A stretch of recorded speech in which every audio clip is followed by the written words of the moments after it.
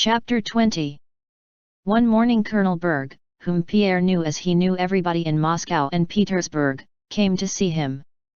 Berg arrived in an immaculate brand new uniform, with his hair pomaded and brushed forward over his temples as the Emperor Alexander wore his hair.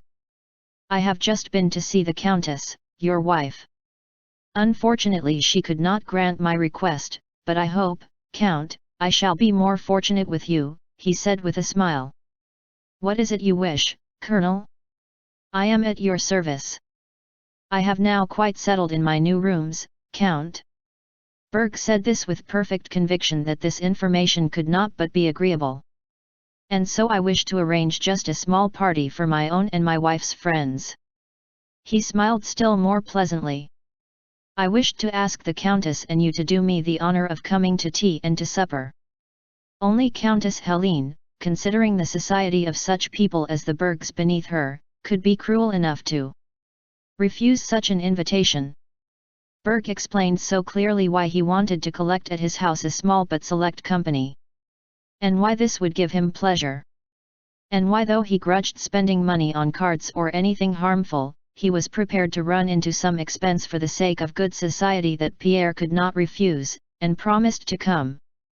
"But don't be late, Count, if I may venture to ask." "About 10 minutes to 8, please. We shall make up a rubber. Our general is coming. He is very good to me. We shall have supper, Count. So you will do me the favor."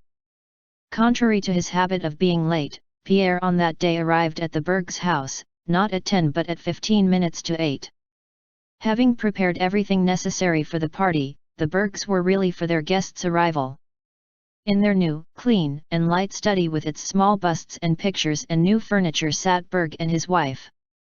Berg, closely buttoned up in his new uniform, sat beside his wife explaining to her that one always could and should be acquainted with people above one, because only then does one get satisfaction from acquaintances. You can get to know something, you can ask for something. See how I managed from my first promotion. Berg measured his life not by years but by promotions. "My comrades are still nobodies, while I am only waiting for a vacancy to command a regiment, and have the happiness to be your husband." He rose and kissed Vera's hand, and on the way to her straightened out a turned-up corner of the carpet. "And how have I obtained all this? Chiefly by knowing how to choose my acquaintances. It goes without saying that one must be conscientious and methodical." Berg smiled with a sense of his superiority over a weak woman. And paused, reflecting that this dear wife of his was after all but a weak woman who could not understand all that constitutes a man's dignity, what it was ein Mann zu sein.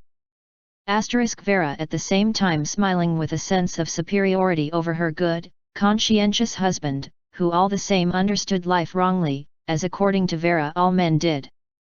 Berg, judging by his wife, thought all women weak and foolish.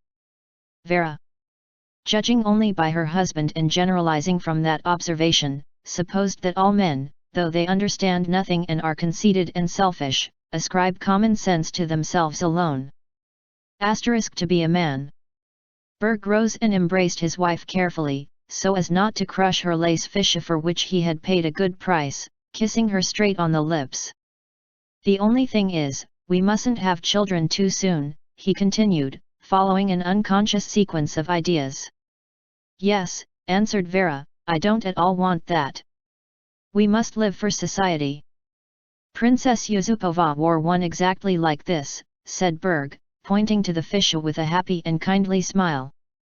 Just then Count Bezukhov was announced. Husband and wife glanced at one another, both smiling with self-satisfaction, and each mentally claiming the honor of this visit. "This is what comes of knowing how to make acquaintances," thought Berg. "This is what comes of knowing how to conduct oneself." "But please don't interrupt me when I am entertaining the guests," said Vera, "because I know what interests each of them and what to say to different people." Berg smiled again. "It can't be helped. Men must sometimes have masculine conversation," said he. They received Pierre in their small, new drawing room, where it was impossible to sit down anywhere without disturbing its symmetry, neatness, and order. So it was quite comprehensible and not strange that Berg, having generously offered to disturb the symmetry of an armchair or of the sofa for his dear guest, but being apparently painfully undecided on the matter himself, eventually left the visitor to settle the question of selection. Pierre disturbed the symmetry by moving a chair for himself, and Berg and Vera immediately began their evening party, interrupting each other in their efforts to entertain their guest. Vera, having decided in her own mind that Pierre ought to be entertained with conversation about the French embassy, at once began accordingly.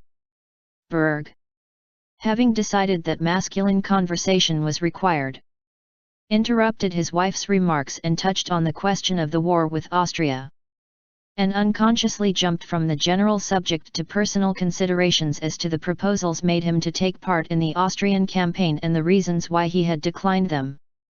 Though the conversation was very incoherent and Vera was angry at the intrusion of the masculine element, both husband and wife felt with satisfaction that, even if only one guest was present, their evening had begun very well and was as like as two peas to every other evening party with its talk, tea, and lighted candles. Before long Boris, Berg's old comrade, arrived. There was a shade of condescension and patronage in his treatment of Berg and Vera. After Boris came a lady with the colonel, then the general himself, then the Rostovs, and the party became unquestionably exactly like all other evening parties. Berg and Vera could not repress their smiles of satisfaction at the sight of all this movement in their drawing room. At the sound of the disconnected talk, the rustling of dresses, and the bowing and scraping. Everything was just as everybody always has it. Especially so the general, who admired the apartment, patted Berg on the shoulder, and with parental authority superintended the setting out of the table for Boston. The general sat down by Count Ilya Rostov, who was next to himself the most important guest.